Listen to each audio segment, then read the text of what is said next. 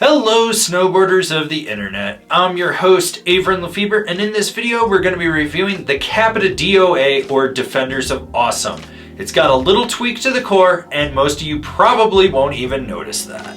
This board features Capita's Resort V1 camber profile, which is traditional camber to just past the inserts, then it's flat, then you get a little miniature amount of what they call reverse camber. It's rocker.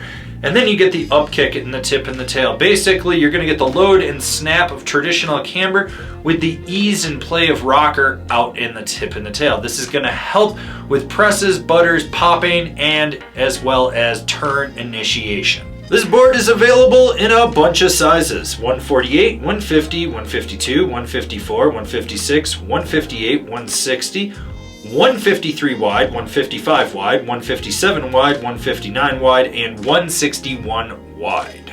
I rode this board in the early season at Copper Mountain on a day that was sunny bluebird with warmer temps, so there was slushy snow, chunder snow, ice, corduroy, and kind of everything in between, and I rode it with my Rome Black Label bindings and my K2 Thraxis boots. This board has a consistent middle-of-the-road park flex, which is what you would expect from it. So you have slightly softer tips, and it progressively stiffens up through the insert pack, and then gets a little softer right in the dead middle of the board, and that adds into the torsional play of the board. It's not very rigid, you can really twist it as you want.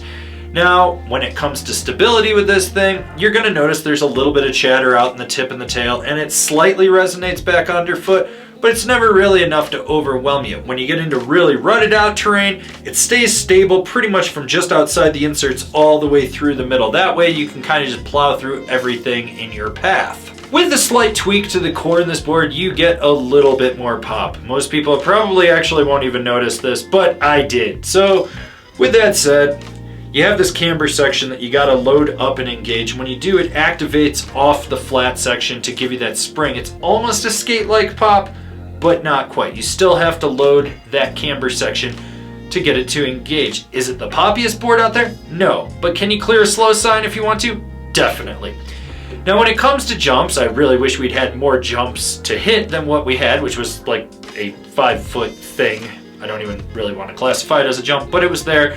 Anyways, it sends the lip with ease. You can load it up, pop, snap, take it deep if you need to. This is a board that's designed for small, medium, large jumps. So don't really hesitate when you're rolling into the jump line. Just send it, you'll be fine. With that flat into rocker shaping in the nose and the tail, you've got this immense sweet spot to really lock into butters. So just put your weight out over it, lock in, and there will be some fight from the camber section of the board. So prepare yourself for it, but if you want to swivel and sizzle, a little power, little speed, it'll go a long way.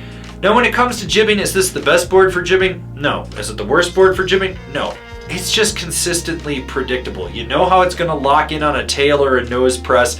You know that when it gets sideways on a feature, it's gonna hug it, but not totally clap out. Basically, you feel that right amount of balance to it, and you're still gonna retain the pop out of any feature you hit with it.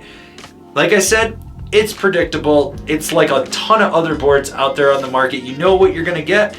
It never throws any wild cards into the equation. You can just go out and shred and hit the jibs and they'll do what you need them to do. Overall, this board is quick and nimble edge to edge. You'll notice that it transitions very smoothly.